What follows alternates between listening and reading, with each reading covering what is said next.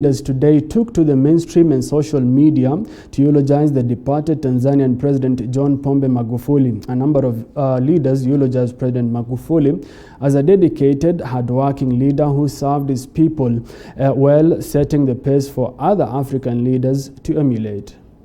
America's ambassador to Tanzania, Donald J. Wright, says that the U.S. stands with Tanzanians during these difficult times. UK Prime Minister Boris Johnson says his thoughts are with the family of Magufuli and the people of Tanzania. From Africa, Ethiopia Prime Minister Abiy Ahmed Ali wrote on Twitter, and I quote, "My sincere condolences to the people and government of Tanzania on the passing of President John Pombe Magufuli. May he rest in peace." End of quote.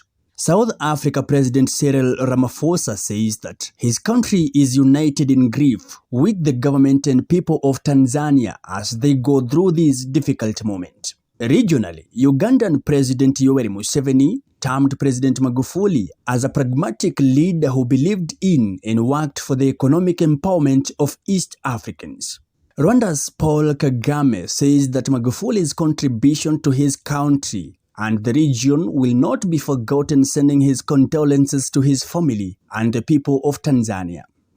Somalia's Mohamed Farmajo says on his behalf and that of the Somalian people, they convey condolences to the people of Tanzania for the loss of their president, saying they are with them at these sorrowful times. Back home, President Kenyatta, in his national address to the nation, where he announced 7 days of mourning Magufuli, said he has lost a friend, a colleague and a visionary ally whom he worked with closely, particularly on their commitment to forge lasting bonds between Kenya and Tanzania.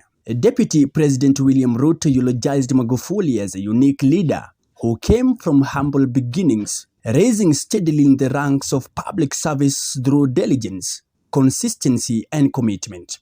Retired President Mwai Kibaki says, and I quote, "To his family, friends, Tanzania as a whole and East Africa at large, I convey my message of condolence and pray for the Almighty God's comfort as we all come to terms with this irremediable bereavement." End of quote. ODM leader Raila Odinga says it is with deep sadness that he learned of the passing of his friend, President John Magufuli. Odinga adds that he and Magufuli's family have been close friends for a long time in difficult and painful moments.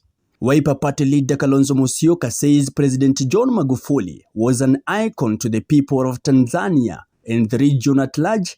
He believed in hard work. ANC boss Musalia Mudavadi eulogized Magufuli, saying that may the country's constitution guide them through a smooth transition as they celebrate his legacy, anchored on the war against corruption and strengthening of the economy. He wanted efficiency in the public service. He wanted a public service that works for the people of Tanzania, and he was very pragmatic.